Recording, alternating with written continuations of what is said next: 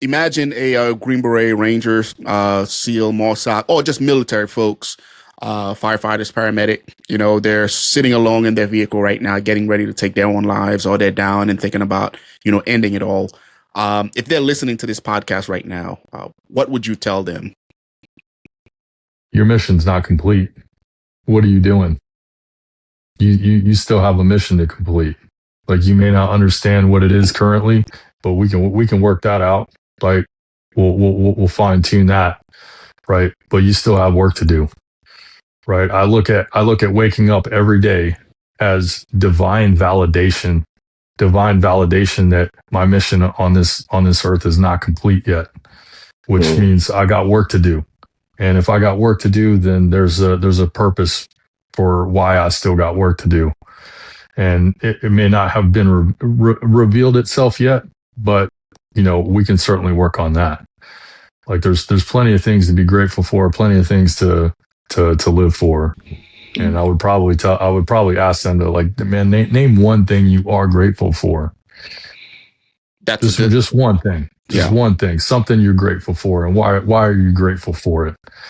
Yeah, that's a good way to put it, man. I know, at least for me, it's something that I'm beating into my kids now. Not physically beating, you know what I mean? But like, whenever we sit down for dinner, like, I have them write down, hey, tell me 3 good things that happened today. Or, hey, what are you grateful for today? And I'm just getting them in that habit of, hey, gratefulness. The cup is always half full or it's half empty. Like, how do you look at it? You know what I mean? So something that I start with them at a very early age, and then I just kind of work that into them. Nick, what would you tell? I know every week we go over the same one, but what would you tell the individuals? Matter of fact, better yet, over the weekend, there was an attack, right? Dan, I can't remember if we've been to that base that got hit or if it's a new one, right? The one that got hit by the Iranian drone and killed those 2 soldiers in Jordan. I think it was the Prince Hassan Air Base. I think we've been there while we were in Jordan on our last deployment. So Nick, just imagine those individuals, right? 2 killed, I think it's like 50 plus soldiers injured. What would you tell those folks that probably are going to go through the ringer as far as PTSD and all of that? Like, what would your message be to those soldiers? I would say to get help now. Don't wait till it's too late. Start if you have an issue, especially mental. It's like same thing with physical. If you're injured or hurt, there's certain things you can push through. But over time, if you keep, abusing that shin splint that turns into a stress fracture or whatever, and it just gets worse and worse over time. I would address it immediately or right there on the spot, as opposed to waiting. And I think the mental health, like, that's one of the I don't know. I wish I was a medic. I do watch Grey's Anatomy, but I think that one of the hardest things to heal is the mind. We don't have access to it, physically, or we don't see it the way we see our body. I know if my toe is broken, fingers broke, whatever. We don't have that same access to our mind. And I think we lie to ourselves a lot. The mind makes us lie to ourselves, or it makes things, it throws things out of proportion and makes things that, really is not a big deal. It turns it into a big deal. But I think being able to have something like a coping mechanism or anything to help you not have to suffer later on, it just accumulates over time. I think when it comes to PTSD, I think addressing the situation right there on the spot or as soon as possible, and don't worry about the backlash that you may or may not get. It's like for us, when, you go talk to the psych and they find out you have a problem, well, you're not going to be on the team. You're not going to make that next deployment. If I could go back in time, I would have addressed certain things a long time ago. And it does set you up for when you do retire or decide to get out. You have documentation for certain things, and, you should be compensated for that if that's the route that you do want to take. Yeah. Dan, what would you tell those service members that end up they're actually out of Fort Bragg, the ADA unit here? One of their, because of course I have 2 jiu-jitsu gyms here in the local area, so some other family members of those lost and injured soldiers, actually, some of them actually train in the gym. So I see the hurt and I see the passing in person. What would your message be to those young soldiers that just, witness 2 of their, fellow soldiers die or the ones that are injured themselves? What would your message be to them? Everything happens exactly the way that it's supposed to happen, right? There's no such thing as coincidences, only the illusion of coincidence, right? So,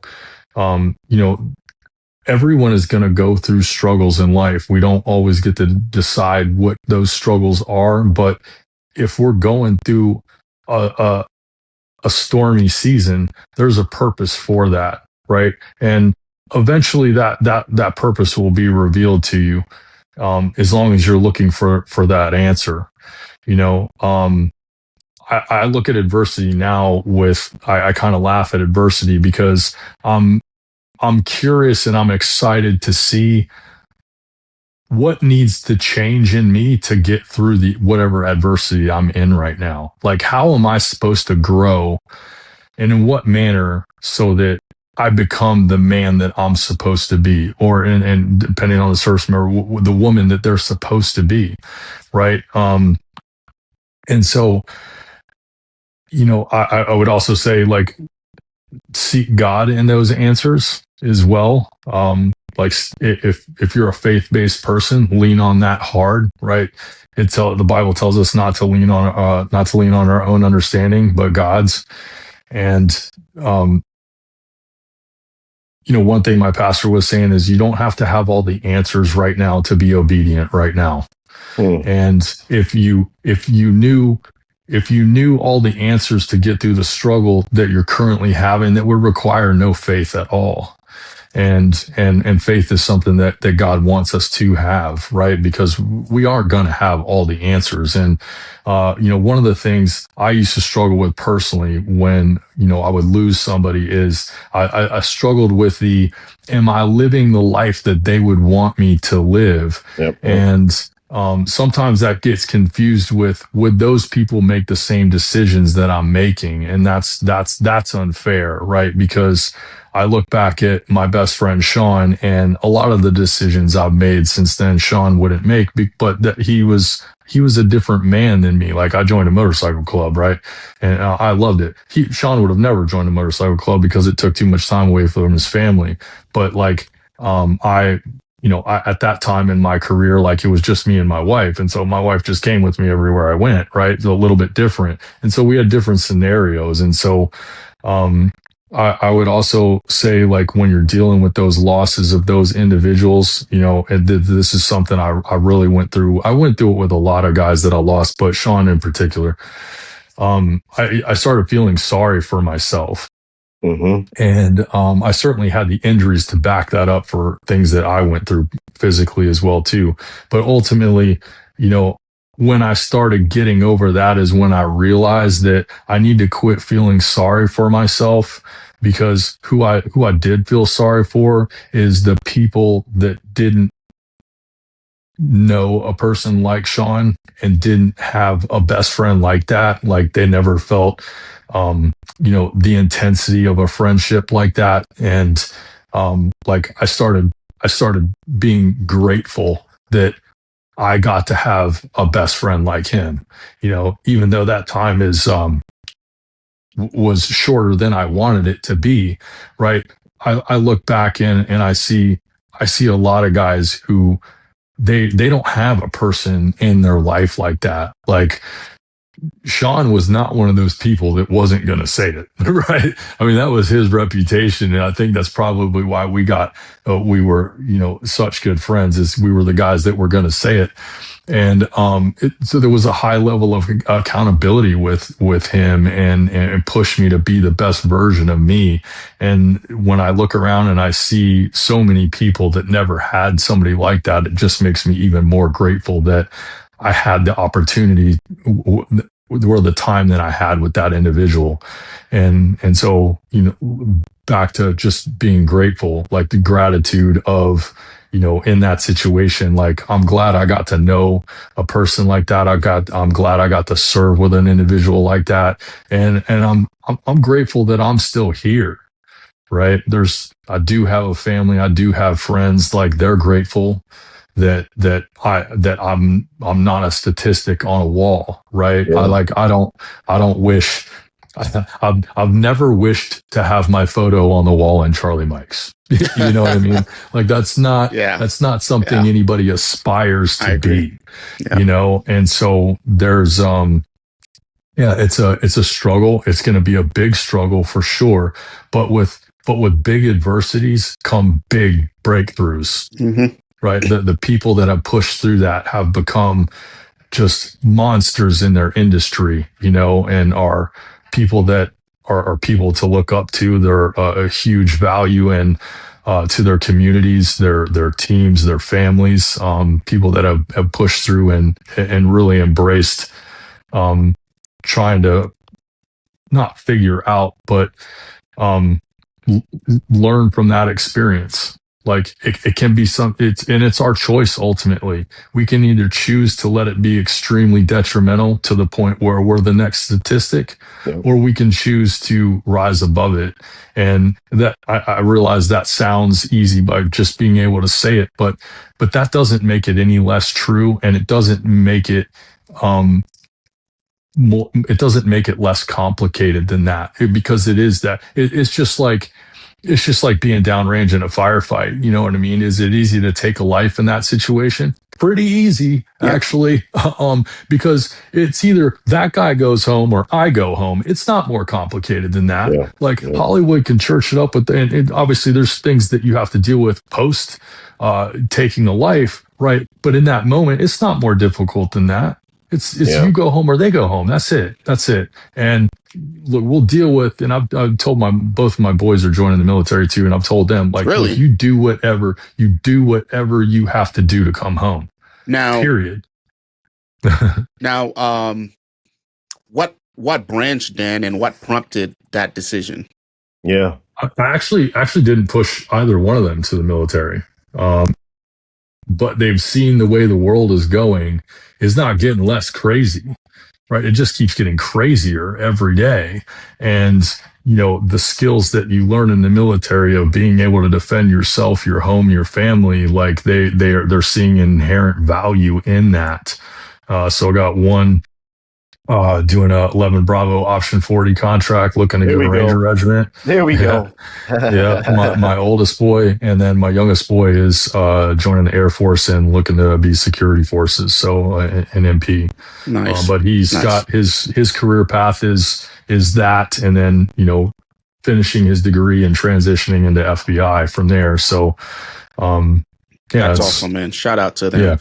A life story is just a collection of memories, unless it becomes a lesson, a warning, a inspiration for someone else. Jackie Robinson wrote that quote. I wasn't supposed to be here. I'm not supposed to be sitting in front of you guys providing inspirational content, influencing, motivating. I'm not supposed to be here. I came from Haiti with nothing. I learned the English language. I witnessed 9/11. I joined the military. I spent 20 years total, 15 of it in special operation, operating at the very tip of the spear. I spent over 6 years in combat theaters. And throughout all those chapters of my life, I learned one hard truth. No one is coming to save you. Doesn't exist. No one is going to write your story for you. No one is going to jump into the deep end to get you out of trouble. No one. And that hard truth is the motivating factor behind no excuse. It took me approximately 18 months to author this book.